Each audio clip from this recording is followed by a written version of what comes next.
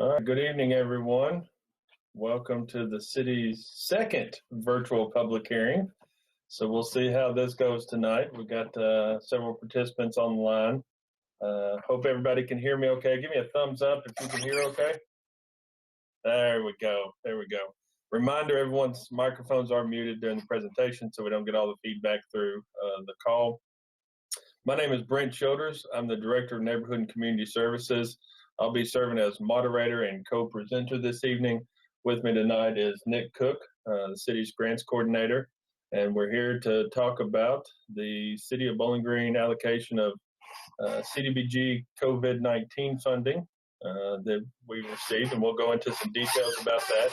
The way this is going to work this evening is we'll give a short presentation, kind of overview about what the city's plan is as it relates to this, and then also talk about kind of next steps as we move forward with this funding, and then we'll open it up for comments at the end. So until then, we're going to keep everybody's microphones muted and keep everything moving along. So just a reminder, this is the CDBG COVID funding public hearing. And with that, I'm going to turn it over to Nick for tonight's presentation.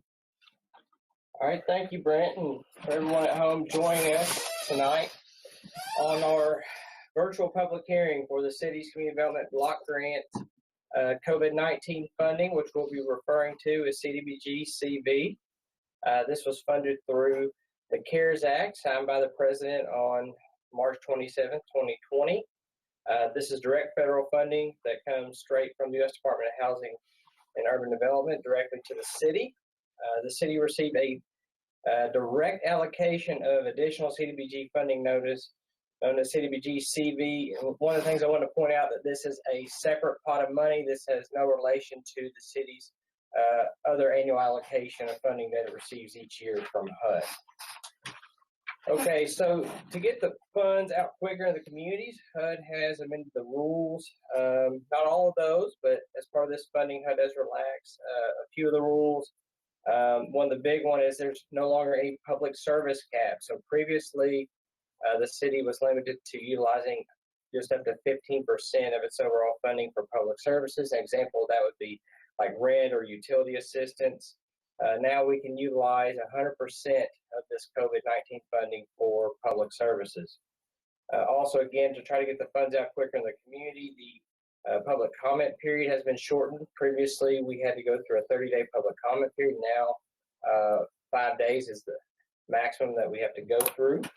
And then, of course, there is no in-person public hearing required as we are undergoing our second virtual public hearing. So here are the rules that are not relaxed: environmental reviews and labor standards. These are two big ones that you're typically going to see with construction projects, and most likely would not see in relation to COVID-19 funding. Nevertheless, they are still required if triggered. The big one, national objectives, which is the hallmark of CDBG funding regulations. We'll get into that further, but it still applies.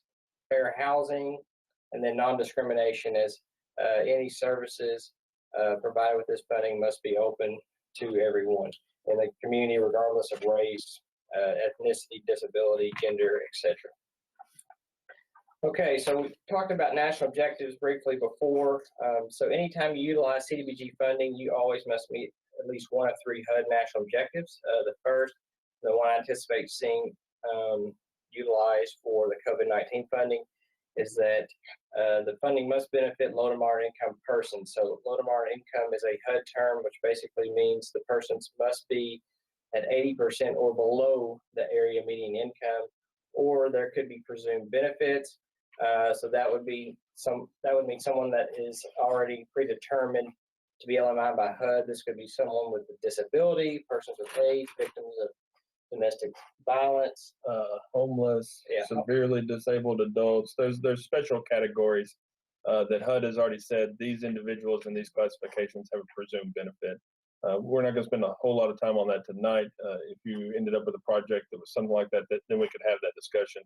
But we're expecting everything to be under this benefit to low to moderate income persons.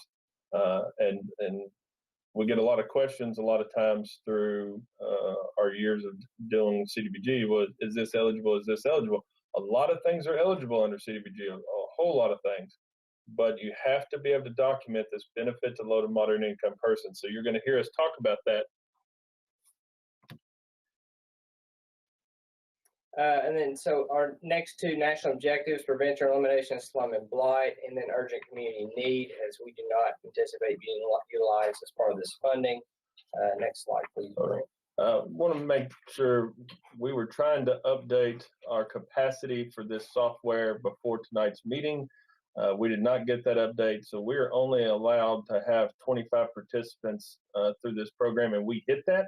And I think we have some individuals that are trying to get on. So I would ask if any of you are representing the same organization or something that where you have multiple people attending, if you could decide kind of who pulls out so other people could join in. That way we free up some space. We tried to get this raised to 50 before tonight's meeting and couldn't get it raised in time because we thought that we might actually be hitting that maximum. We hit that maximum. So I just wanted to just ask if anybody did have multiples of the same organization. We'll have a recording of this. We can put it on our website. We're recording it right now, so we can put that out there. But just you all can decide kind of who that is, but I just wanted to make you aware of that. So it's kind of like having too small of a meeting room and more people showed up for the meeting room than within the room. So it's just virtually now. So we'll continue on. Okay, so here is a breakdown of the income limits, which shows you who would qualify as being low to moderate income according to the HUD guidelines. So just to give you an example, you can see there in bold, a family of four making up to $49,950. That would be kind of the maximum. Anyone making over, any household making over that amount would not qualify for CDBG funding. But you can see this chart gives you a breakdown of 1 through up to 8 person total households and what the income limits would be eligible for the funding. And I know many of you might have worked with programs that use poverty line or 150% of poverty level or 200% of poverty level. This is the line that CDBG requires. So it's 80% area median income. So as Nick talked about, that family of four, the maximum household income would be that $49,950 that you see there in bold. So that we go, they have to be below that. That's the maximum level. We say that because that's an important trigger for people to understand about what these are.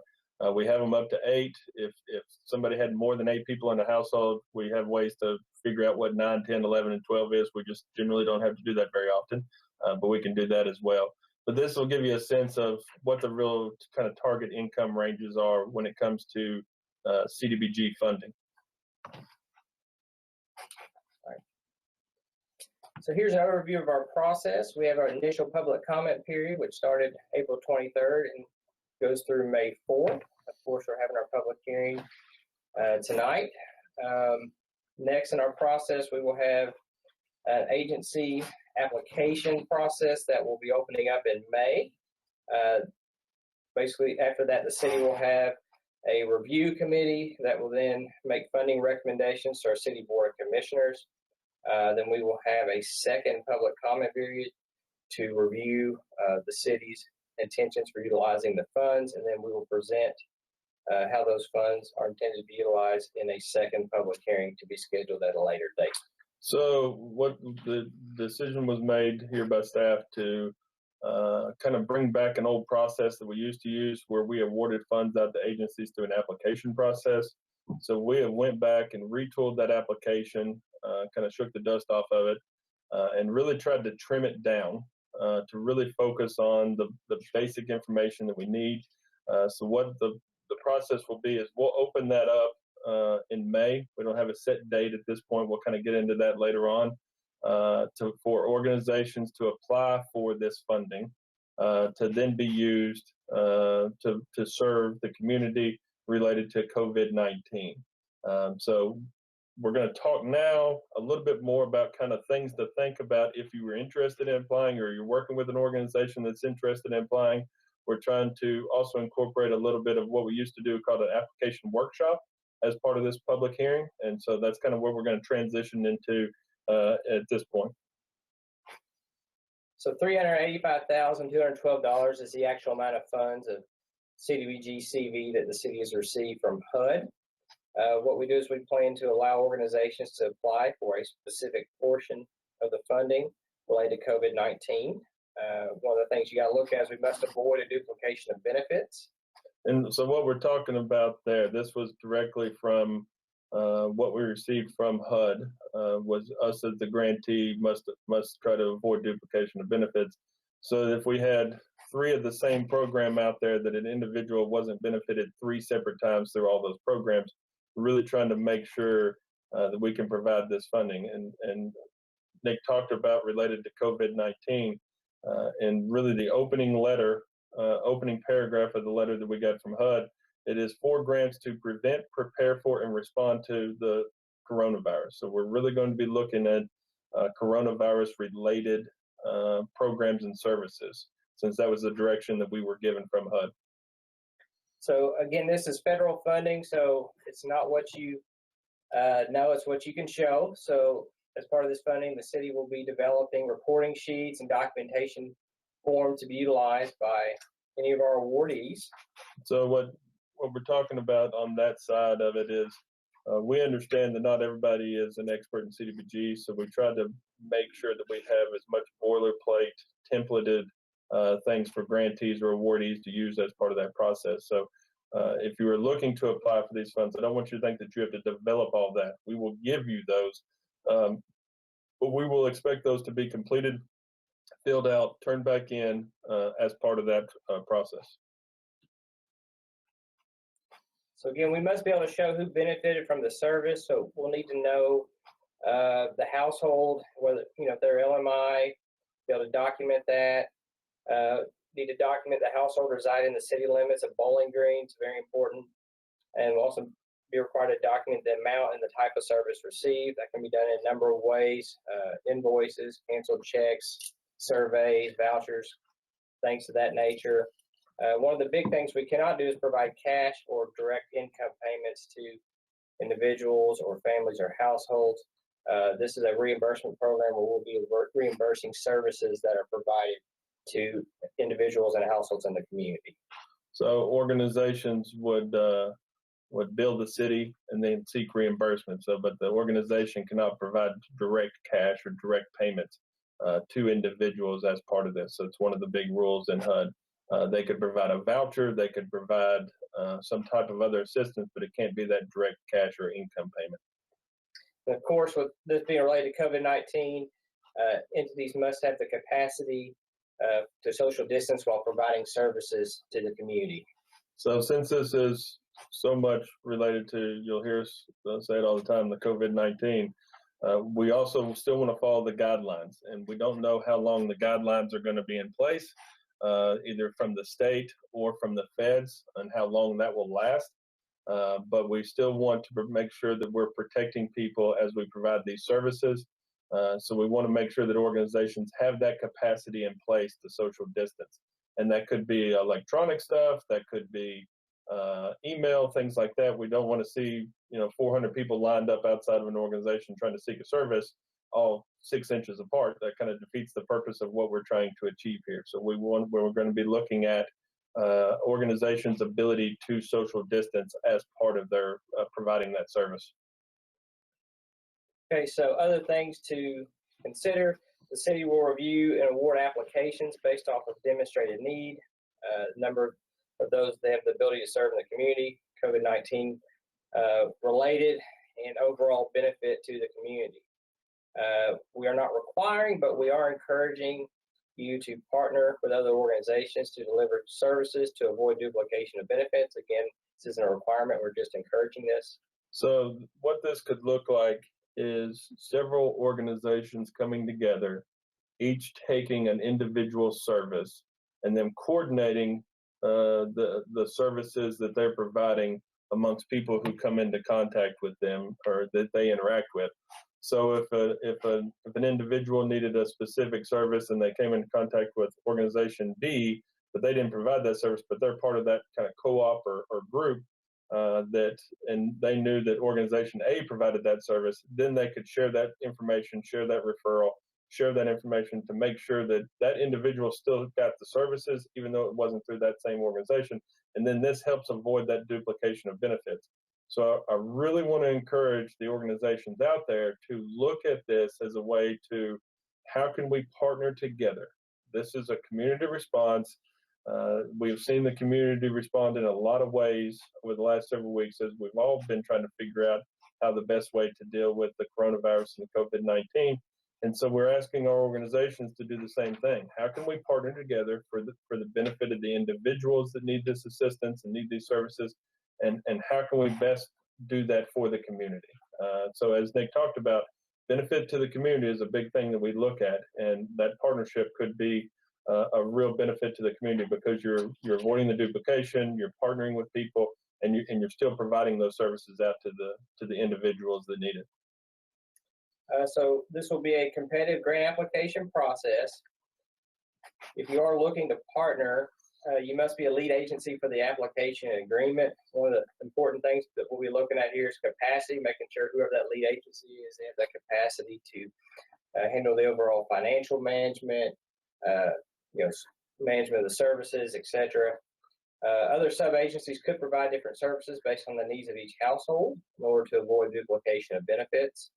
And then something else that's very important, all applicants must have a DUNS number. This is something that can be obtained free, quick, and easy at the link that you can see right here, http://fedgov.dnb.com/web form. And that's a requirement of HUD. So if your organization doesn't have a DUNS number, it might also be called a Duns and Bradstreet number. Now's a good opportunity to go ahead and get that registered, get that number in. I think it's like a 9-digit number, and that allows the federal government to see who's receiving federal awards, either directly or indirectly, because any organizations that receive this would be receiving it indirectly because the city is receiving it directly.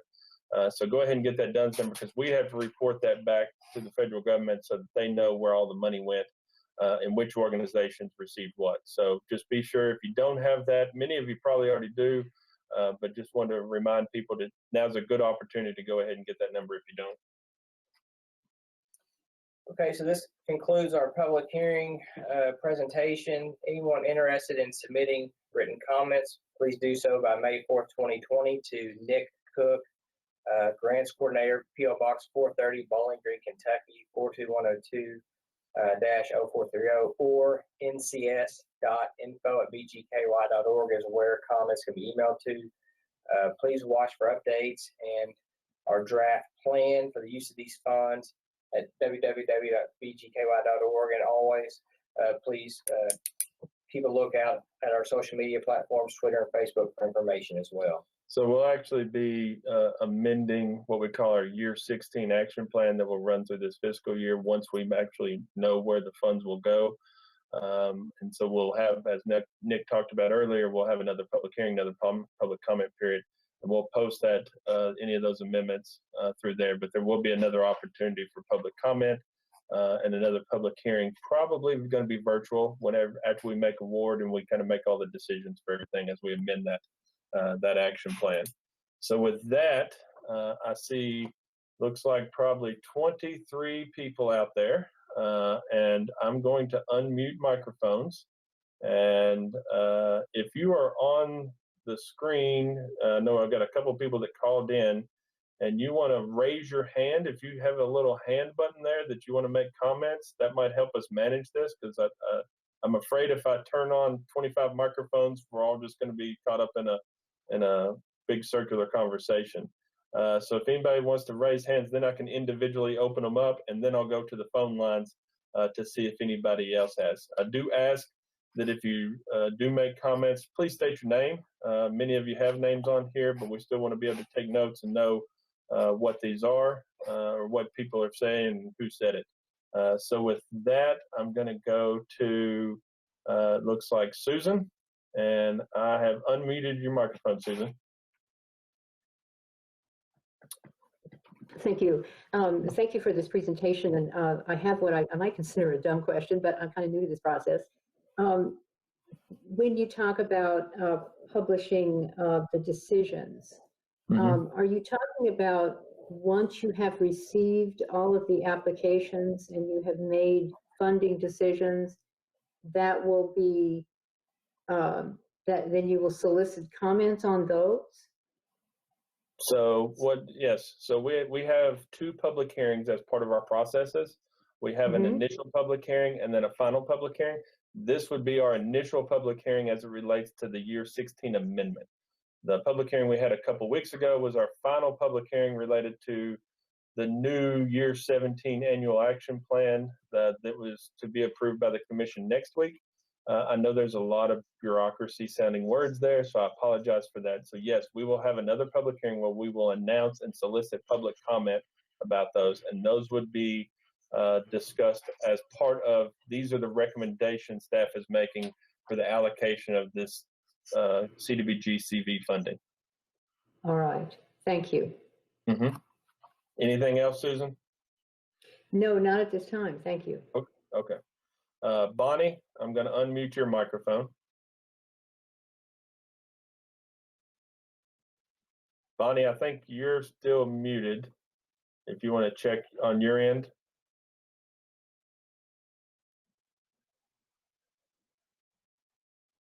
I've unmuted you on my end, but I think you're maybe muted on your end.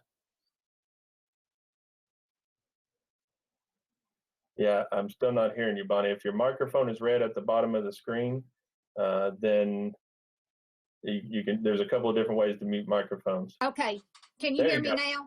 Yes, we can. I'm so sorry. I've got a couple of questions. This is Bonnie Robbins with the Welfare Center. When the application process opens, are you going to send an email notifying the agencies, or do we need to kind of keep up with that ourselves? Good question. Good question. I meant to say that earlier. So we do a publication in the newspaper. We have a list of organizations that we maintain. But if you want a direct notification, please email that ncs.info@bgky.org so we know to send you a direct application, and just email that and say, please send me, or let me know when the application is available. That way we can maintain that list. We're not going to know who everybody is, but that way we can at least target those, and then we put it in the paper and we spread the word through social media. So it'll actually look like a what we would call a notice of funding availability is what will be posted to show that it's available. But we can put that out through a group email. But let us know, and that goes for anybody else on the call or any other organizations out there that do want to know directly, hey, when are these things going to be available? Just send us an email at ncs.info@bgky.org. And so that way we can know to send that to you. Okay, thank you for that. And my other question is, because I haven't been involved in this grant process before, you talked about it was reimbursement based. Does that mean that we do the report, that we pay the money out first, and then when we do the forms, the reporting forms, at that point we get reimbursed? That's correct. And that doesn't mean it's all at once. So generally that's done on a monthly basis. So what were the expenses? So let's say, I'm just making up hypotheticals here, just for examples for the group. You got a $50,000 award. We would not expect you to expend $50,000 and then get reimbursed. But let's say month one you spent $2,500. Then you could seek reimbursement for that $2,500. You could submit all the reports and everything. So yes, that's what we mean, but it doesn't have to be all at once. It can be phased in as the program, as the services are delivered. Okay, that answers all the questions I have right now. Thank you so much for presenting this. Okay. All right. Rondell, I just unmuted your microphone, but I think you might have your own mute on. Hi, good afternoon. Yes, I was wanting to know if there is not collaboration for the grant application. How will the city make sure that duplication of services is not happening? Review the application. Yeah, that'll be one of the challenges that we take on if organizations choose not to collaborate. But what we can do is look at what are the types of benefits that are applied for, what are those individual services that are going to be provided by the varying organizations. But that will be the challenge. And then some of it will just be conversations with the individual organizations. We understand that people out there, their needs vary. So it's not that just because you got assisted by one organization that you can't have this assistance by another organization. But we do want to try to help as many families as we can with this funding. We all know $385,000 is a lot of money, but obviously it's not enough to take care of everything and all the needs in the community that we have out there. So we need to try to spread it as much as we can. Okay, my second question, and I may have missed it, I'm sorry, but when do you anticipate grant award, and what will be the grant period? All right, good questions. So grant award, we're trying to move this thing as quick as we can. So that's why if you look back at some of the dates that you saw there, all this was on the president's desk 33 days ago, which is actually kind of remarkable given the general speed of the federal government. So we're trying to move this as quickly as we can. So the reviews will be done here by staff. We can do that pretty quickly. We might have interviews similar to this, one-on-ones with the organizations, because sometimes we have additional questions.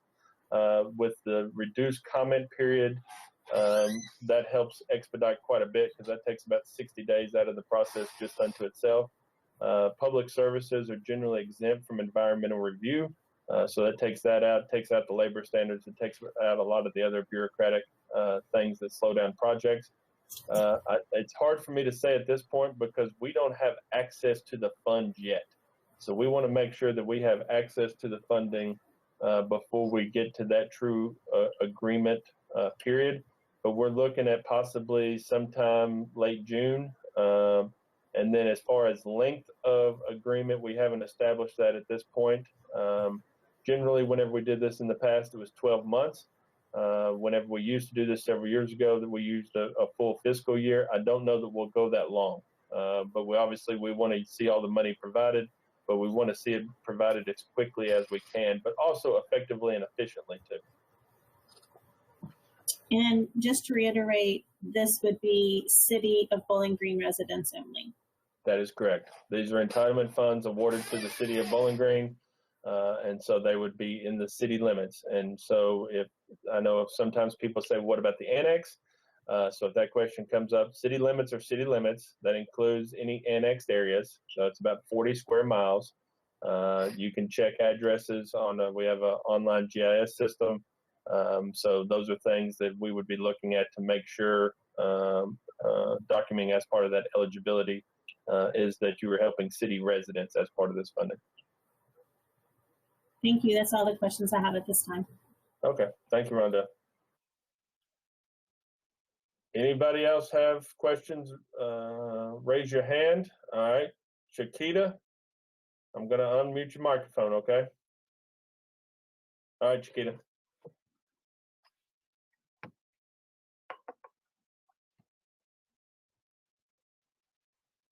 Chiquita, did you have a question or a comment?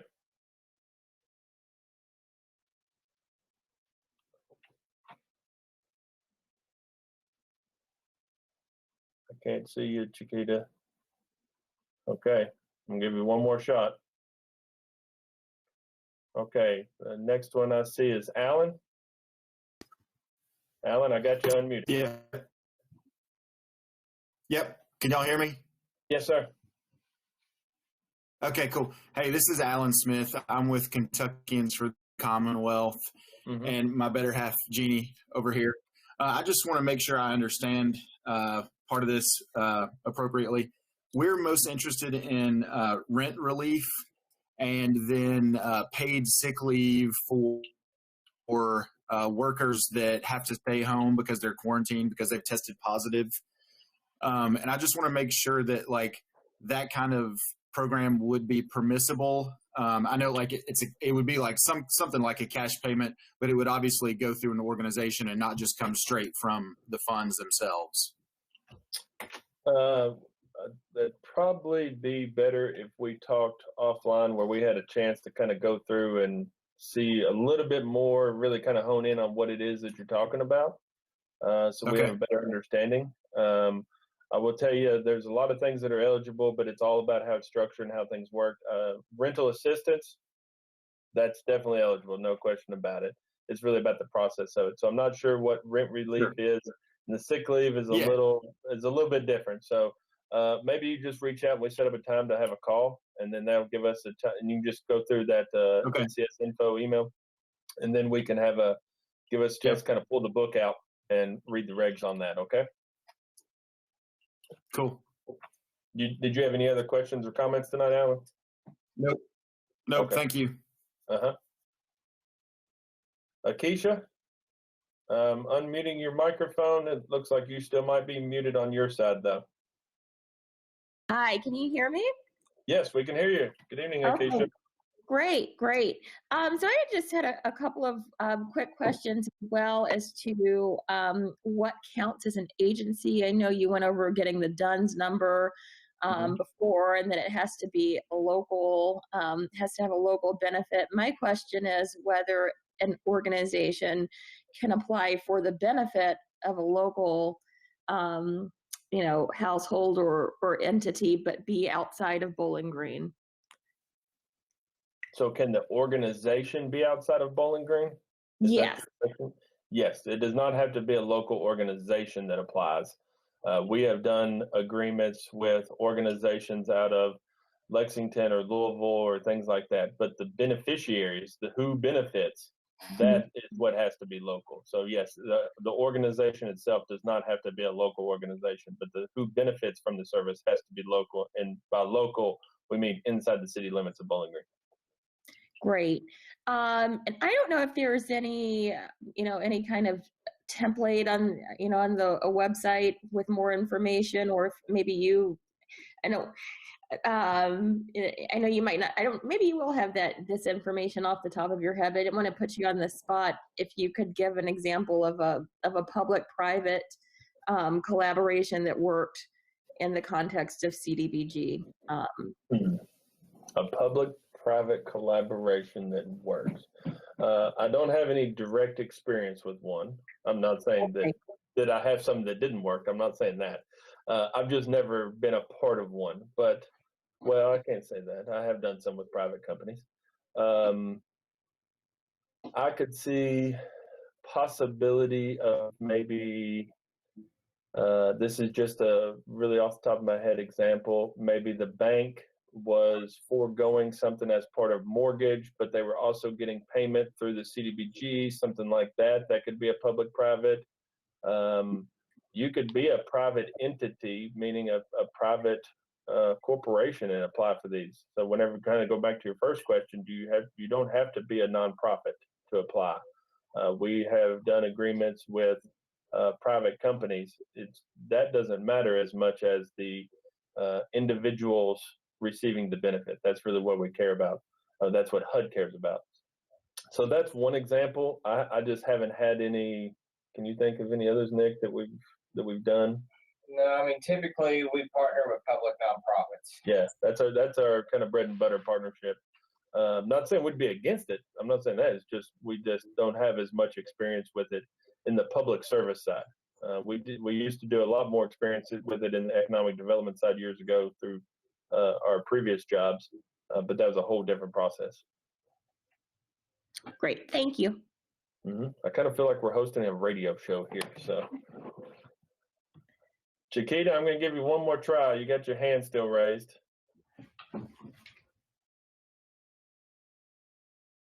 Oh, she unraised her hand. Okay. Chiquita, are you there? Okay. Susan, your hand is still raised. Did you have any more comments or questions that you wanted to make? In your RFP, will you give evaluation guidelines that let us know what from your particular perspective, how you would prioritize, how you think prioritizing funding should look.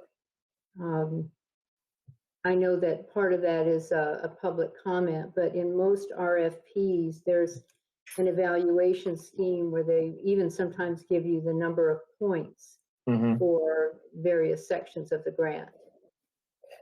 So I'll say this. This one will actually be an application. So it will not be an RFP. So this will be an actual application. So it will be templated out, much more structured. Like I said, we had to kind of dust off the document that we'd used several years ago for that. And right now, I don't know that we have that in there, but we're still kind of fine tuning that. We wanted to have this call to see, was there anything else we need to add to that? And I think you bring up a good point. For us to evaluate and look at putting some of that as part of that application. So whenever I say application, I truly mean it will be a form kind of tab through, like you're filling out a job application, fill in the blank type stuff. There will be some opportunities for more written areas, a little bit more essay, but we're limiting some of the character length there to just really get to what it is that you're trying to do, so we don't end up having to, 40-page, 50-page proposals. This will be very focused and just a few pages of an application. But good question. So we'll look at that and possibly add some things to that before we release it. Thank you. Anything else, Susan? No, not at this time. Thank you very much for the presentation. Keisha, your hand's still raised. Do you have another comment or question before I turn it on to the phones? That was an accident. I'm sorry. Okay. All right. Thank you. All right. So I'm going to go through. I've got a phone number. It ends in 2259. Do you have any comments that you'd like to add tonight or any questions? No. Okay. I've got another one that is 3643. Yes, this is Jeff Meisel, City Manager. I want to thank everybody for attending tonight and thank Brent and Nick for putting this on. I just want to remind everybody that, this is a tough decision for Brent and Nick, and to take that into consideration. If you don't get exactly what you requested, don't get your feelings hurt. There's only a limited amount of money. And so they're going to do the best they can, and would appreciate everybody's support, and would really like to see some people working together, collaborating on solutions and helping people. So appreciate everybody attending, and that's all I'll say. I'll shut up. If I can't make a request for a song to Brent, that's all I got. So. Sorry, Jeff. I didn't recognize the phone number there, so I guess I should have known. Your phone number. Gonna turn it over and see if 0817 has anything to say. This is Bruce Wilkerson. Just want to echo Jeff's comments. Thank y'all for participating. Okay. Last phone number is 0560. Oh, I got one more. 0560. Not hearing anything. 1639. Last four digits, 1639. Okay. See if I have any more. Okay, that's all through the list. See if there's another. Anything else? Akeisha, your hand's still raised.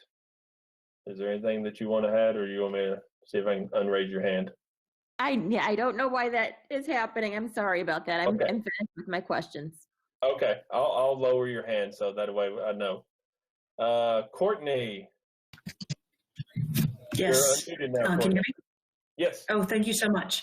So I'm Courtney Stephens from the Warren County Public Library. And my question is, and you may have said it and I apologize if you did, can an organization, assuming they are partnering, end up on more than one application? Because we have multiple divisions, and I happen to be in community outreach, and I can see how we have multiple organizations we already collaborate with and could put in one application for something that is very, very different from another application that might hit another part of the city. And I just wondered, can you agree to partner with more than one person?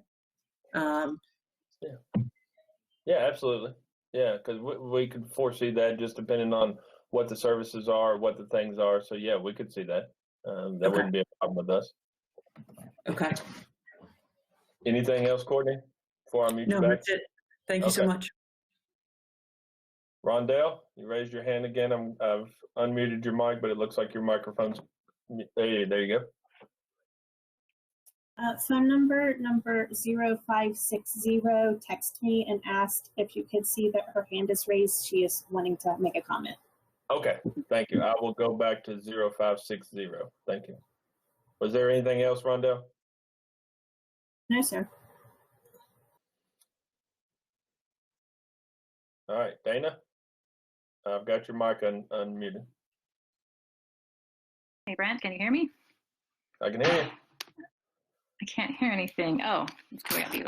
Hello? I can hear you. Okay. So I got off the public hearing so that in case citizens needed to get on, and I called in, but I unmuted myself, but you couldn't hear me. So I'm sorry about that. Is it too late for me to give my public comment? No, you're up. You got the floor. So now's your time for a public comment or question if it's more application based. So. Okay. So first of all, thank you all so much for doing all this hard work during this incredible time. So grateful for the two of you being willing to take this on for our citizens.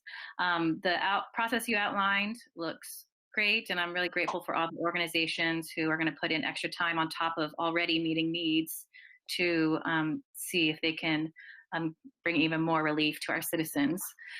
One thing that just as listening to some of the folks who have been really hard hit by the coronavirus, I think it'd be really important that the folks who apply, I don't know if there's a way to put in a question on the application about their language access. I think it's really important that whoever receives the funds already have established language access line and have an established relationship with the community liaison of the city, and that there is a very that they can show that they can easily accept, I guess, referrals from agencies that work directly with migrant and refugee populations to make sure everyone has access to these funds equally. Is that possible to have a layer of that type of it if it seems like that might be beneficial? Yeah, it's a federal requirement as part of Title VI's Civil Rights Act. So that's something we evaluate to make sure whenever Nick at the beginning talked about the non-discrimination. So just like we make sure that you can provide to persons with disabilities, also national origin. So that's where language comes in, race and ethnicity. Those are things. So we have some questions related to that. I would tell you that becomes over the last several years is becoming more and more important. I've talked way too much today. Important part of our evaluation, because we understand the dynamics of the community very well here in neighborhood and community services. And so we evaluate that and look at that. So yes, there will be a question related to that as part of the application. Great.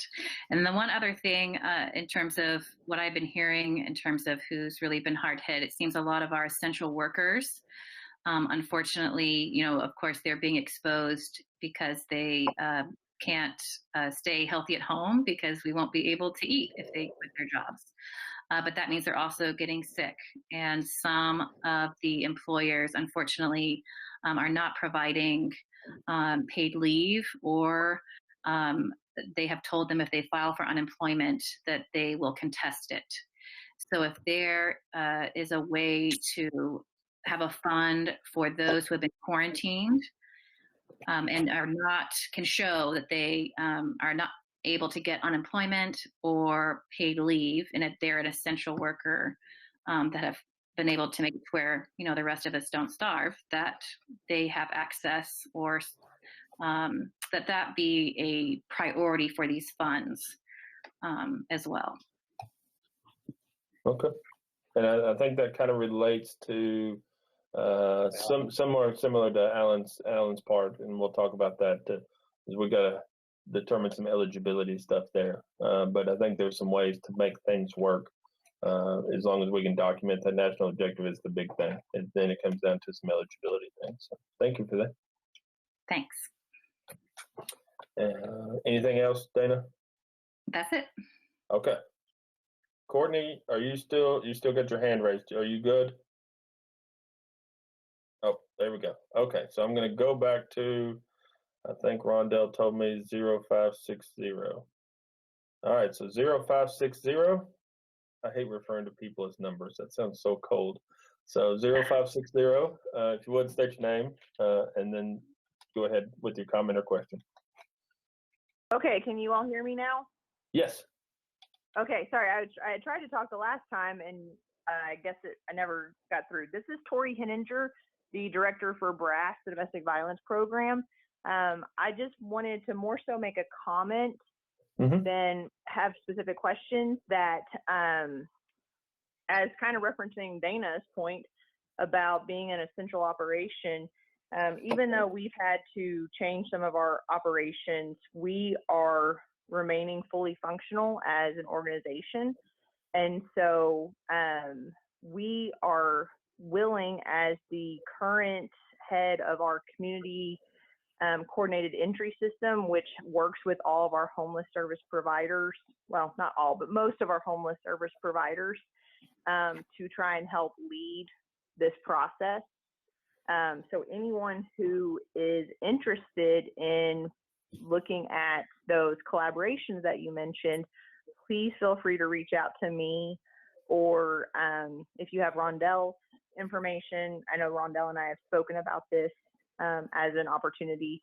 For those who might be struggling with some of the other stipulations, we've got all that stuff. We got the DUNS number. We're used to housing funding. We're used to HUD. So we've got a lot of things that we can try and help mitigate some of the confusion going on. And so just wanted to make sure that was a comment, that we'd be happy to try and help lead that coordinated effort to get that housing money out. I guess that's really it. You've answered all the other questions I had. All right, thank you. Thanks, John. All right. I got one more hand raised. Rondell, you're muted on your side, though. Yes, thank you.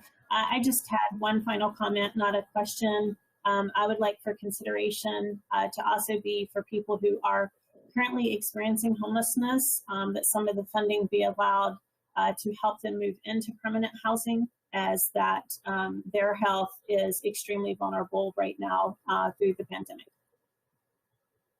So for people who are housed and experiencing homelessness, to both be able to receive housing assistance. Okay. Anything else, Rondell? Okay, you unraised your hand, so I'm taking that as a no. Go ahead, you're not muted yet. Okay, the final comment would be for consideration for mask distribution to be able to be one of the inclusions of funding as well. So that's where we run into some of the documenting who benefited. And I'm not saying that PPE is ineligible, I'm not saying that, but there will be a challenge of documenting. We would literally have to know who received all that PPE. So I'm not saying it's ineligible, not what I'm saying at all. I just want others to know out there, those types of things would still have to be documented, as that was the benefit that they received was PPE. It would be eligible under, it is coronavirus funding or CV funding, obviously it's eligible, but that would be part of it. We would have to know who they got and the value of that would be billed back through. So we can report that back to HUD. And sometimes that can be challenging and some of those. So just make you go ahead and give you a good heads up on that one right now. Thank you. Mm-hmm. All right. Karen Foley, let me go to you to make comment or question about you're muted on your side, Karen. Okay. As a follow-up, I just have a question, and this may be something that's already defined out in the HUD guidelines. But for someone who is experiencing homelessness, how do you document their residency for the purposes of this particular funding? Yeah, we have a survey form that we would be providing to any organization that receives money to document that. And documenting a negative is always challenging. Sometimes it's easier to document a positive because you have something there that demonstrates what that is. So homelessness, a lot of times what we do is we depend on the organization that is providing that service to kind of verify and say, yes, this person is indeed homeless. As we talked about earlier, homeless persons or persons experiencing homelessness, are a presumed benefit under the HUD guidelines, but also we're not going to expect to see 500 survey forms and everybody's homeless on there either. So we would still have a dependent of the organization to have some level of verification that this person is homeless. And maybe it is that they've done outreach with them, they've witnessed it, we have to go by something like that, just because sometimes it's easier to demonstrate and prove housing as as opposed to the opposite. So, and there might be some additional guidelines that we'd have to go look up as part of that. Anything else, Karen? Yeah, thank you, Brent. All right. I don't have any more hands raised. So here's a couple of final reminders before we close. We're nearing the almost hour mark. This has probably been the most interactive public hearing we've ever had here at the city. So one thing, do your census forms. Be sure you self-report on your census. We don't want Daviess County to beat us. We're Warren County. We want to be better than Daviess County. So please do your census forms. Two, if you're interested in making sure that you get a direct notification whenever we release the application, please email that ncs.info at bgky.org. That account is linked to both Nick and I, so either one of us can check that. That's why we use that for a lot of those joint correspondences, so we don't miss it. And then also, we'll have another public hearing to be determined down the road. And if you have any other comments or anybody else wants to make a comment, you can do so by mailing that to Nick by the 4th. I got to pull it back up here, by the 4th, or you can email it at ncs.info at bgky.org. So with that, I don't see any other hands raised. We're going to close the public hearing. Thank everybody for coming out tonight, tuning in for the Nick and Brent CDBG radio show. So thank you all, and y'all take care. Have a good night.